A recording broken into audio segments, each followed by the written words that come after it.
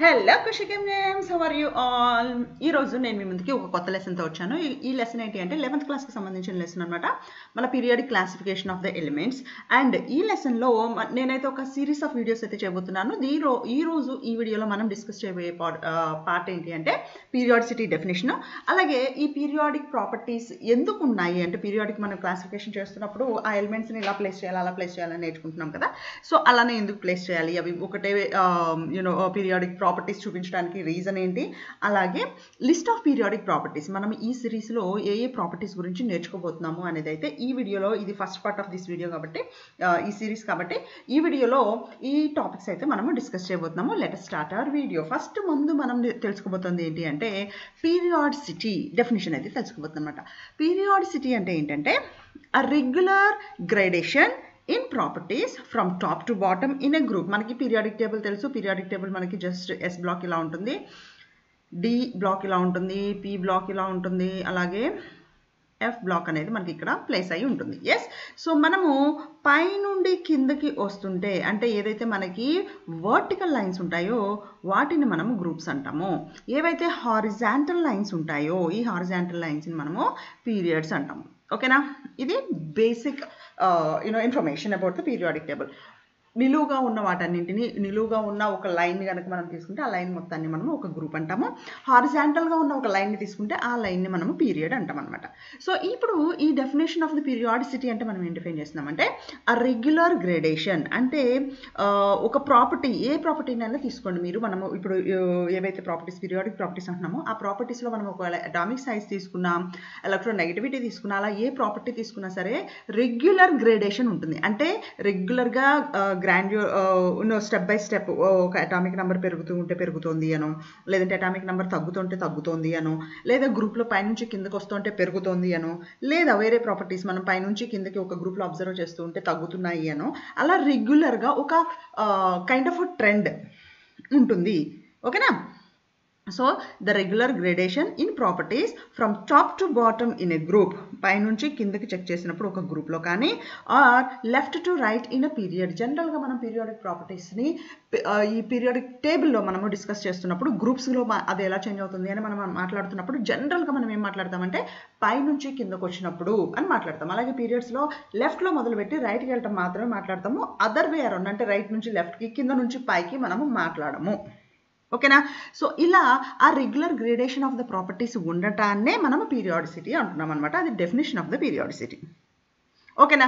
So next point ఏంటి అంటే ఈ పీరియాడిసిటీ అనేది ఇన్ ఎ పీరియడ్ జనరల్గా అంటే ఈ పీరియడ్ అన్నాము, గ్రూప్ అన్నాము, ఈ వీటిని చెప్పాము. అలాగే ప్రాపర్టీస్ అనేవి రెగ్యులర్గా గ్రేడ్ అవుతున్నాయి అని చెప్తున్నాము. గ్రేడేషన్ అనేది రెగ్యులర్ గ్రేడేషన్ ఉంది అని చెప్తున్నాం కదా.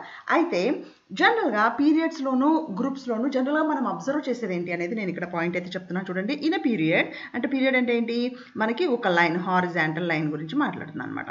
So in a period the valency orbit remains same. మనకి పీరియాడిక్ టేబుల్లో 7 పీరియడ్స్ ఉన్నాయి. ఓకేనా. సో ఈ 7 పీరియడ్స్లో అంటే 7 హారిజాంటల్ లైన్స్ ఉంటాయి అన్నమాట.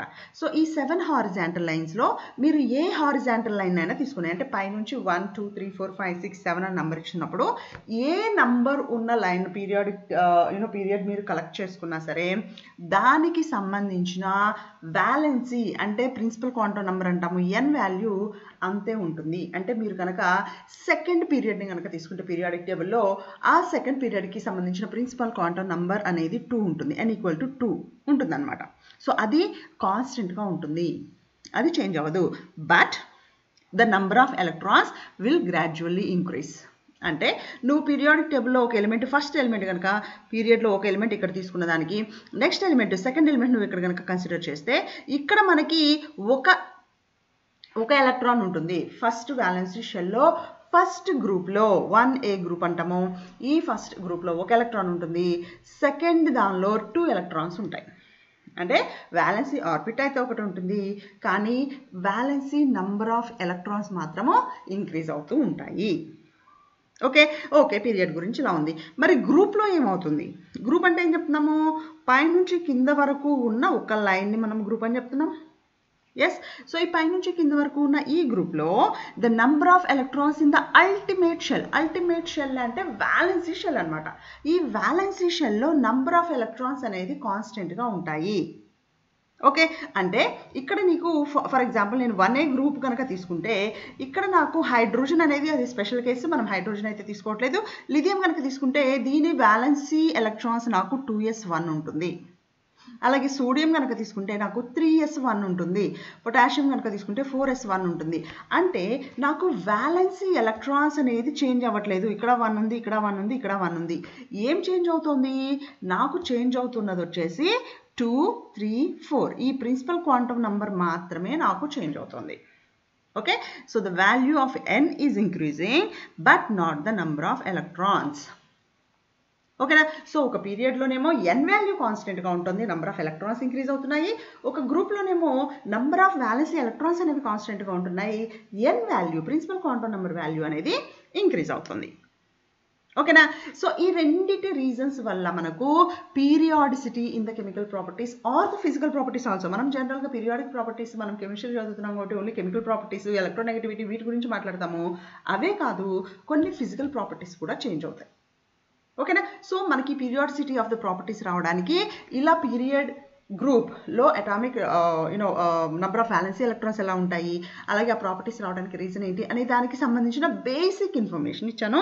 అలాగే ఇప్పుడు కాజెస్ ఆఫ్ ద పీరియాడిసిటీ, అంటే పీరియాడిసిటీ రావడానికి అసలు రీజన్ ఏంటి, ఎందుకు అవి గ్రాడ్యువల్గా ఇంక్రీజ్ అవుతున్నాయి, అలాగే ఎందుకు ఆ పీరియాడిక్ టేబుల్ని మనం ఇలాగే ఫ్రేమ్ చేసాము అనేది ఇప్పుడు తెలుసుకుందాం. ఓకేనా? Due to the same outermost shell electronic configuration at the regular intervals. అంటే నేను ఇప్పుడు చెప్తున్నాను కదా, lithium, sodium, potassium, rubidium, caesium, francium ఇవన్నీ కూడా మనకి 1A గ్రూప్ ఎలిమెంట్స్.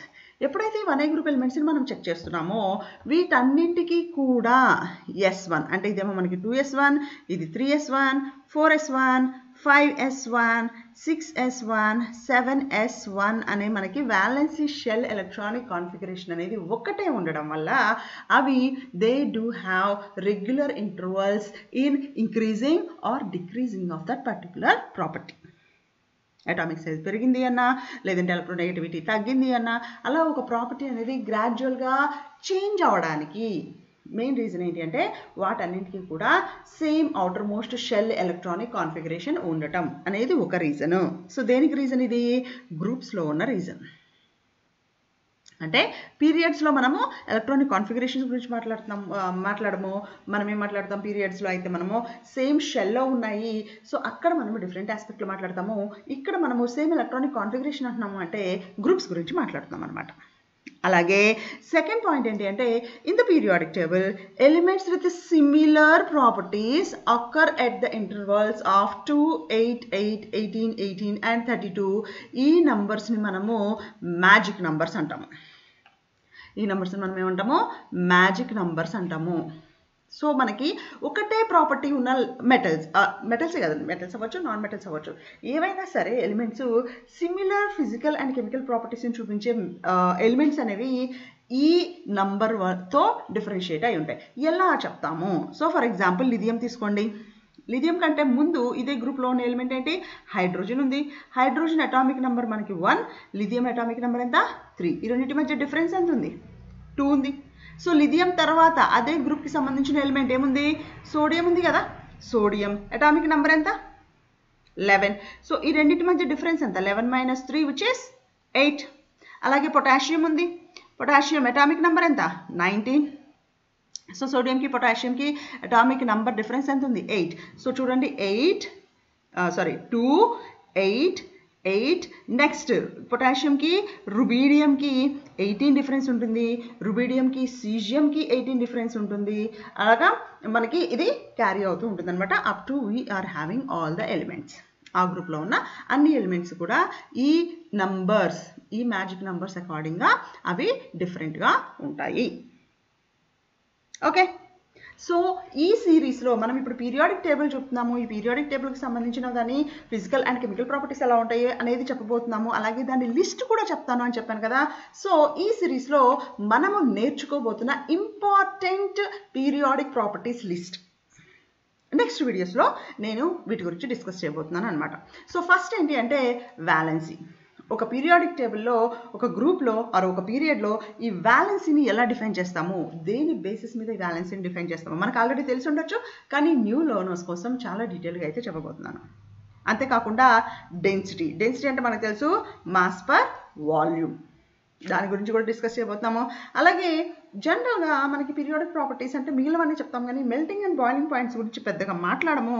బట్ అది కూడా మనకి ఈ పీరియాడిక్ టేబుల్లో చాలా ఇంపార్టెంట్ ప్రాపర్టీ. ఓకే, సో దాని గురించి కూడా డిస్కస్ చేయబోతున్నాము. అలాగే అటామిక్ సైజ్, ఈ అటామిక్ సైజ్ అనేది మన 11th క్లాస్ పిల్లలకే కాకుండా ఎవరైతే సెట్కి ప్రిపేర్ అవుతున్నారో, ఎవరైతే నెట్కి ప్రిపేర్ అవుతున్నారో వాళ్ళకి కూడా ఈ అటామిక్ సైజు, దాని ట్రెండ్, అవన్నీ కూడా చాలా ఇంపార్టెంట్. ఇవన్నీ కూడా మనకి బేసిక్ ప్రాపర్టీస్. దాని తర్వాత ఇక్కడ చెప్పిన అయనైజేషన్ పొటెన్షియల్ అవనివ్వండి, ఎలక్ట్రాన్ అఫినిటీ అవ్వండి, ఎలక్ట్రాన్ నెగటివిటీ అవనివ్వండి, మనకి ఇవన్నీ కూడా ఫ్యాక్టర్స్ ఇన్ఫ్లుయెన్సింగ్ దీస్ ప్రాపర్టీస్ అనేది మనం అటామిక్ సైజ్ మీద డిపెండ్ అయ్యి చెప్తామన్నమాట. సో మన పీరియాడిక్ టేబుల్కి సంబంధించిన ఈ ప్రాపర్టీస్ అండ్ ఈ డిస్కషన్ అంతా కూడా చాలా ఇంట్రెస్టింగ్గా, ఇంటరాక్టివ్గా ఉండబోతుంది. కొన్ని టాపిక్స్ ఓన్లీ 11th క్లాస్ వాళ్ళకి అవసరమైనవి చెప్పబోతున్నాను. ఏదైతే 11th class are intermediate first year వాళ్ళకంటే, వాళ్ళ స్టాండర్డ్ కంటే అనవసరమైన టాపిక్స్ ఉన్నాయో అవైతే వేరే సపరేట్ వీడియో అయితే చేద్దామని ప్లాన్ చేస్తున్నాను. So let me know your thoughts on it.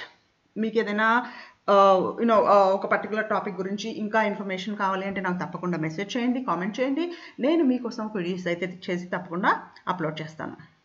Okay, please keep showing your interest in watching the videos.